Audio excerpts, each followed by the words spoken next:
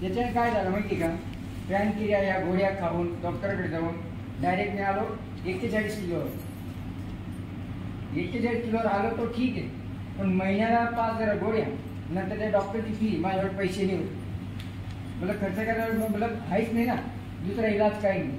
तर माझे मित्र आले, म्हणे एक काम करा, म्हणे काय करू, म्हणे म्हणजे डॉक्टरकडे जायचं काही नाही, आपलं हेच नाही, माझ्याकडे एक उपाय आहे. म्हटलं काय, म्हणे एक आयुर्वेद आहे म्हणे. म्हटलं काय असं, म्हणे अमृत ज्यूस आहे रियाज करू. म्हटलं चला, 4.5 लाख रुपये लागले, हे पण पाहू आता काय म्हणतात. मोजून जास्त काही नाही, 3 महिन्याचं हे घेतलं, कोर्स घेतलं की पहिली बाटली घेतली, पैसे नव्हते माझ्याकडे. पहिली बाटली गेली आपल्या MRPचा रेट आहे, MRPचा रेटचा 2,000 रुपये. मी काहीच नाही पाहिलं, 1,800 नको, 1,500 नको, काहीच नको म्हणतो. तर मग घेऊन पाहू आपण.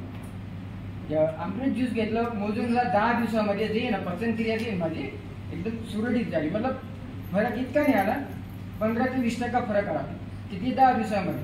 आणि त्याच्यात काय झालं, माझा कॉन्फिडन्स वाढला. नाही सर म्हणतं काही ना काय आहे याच्यात. असं करून मी सलग 3 महिने घेतले.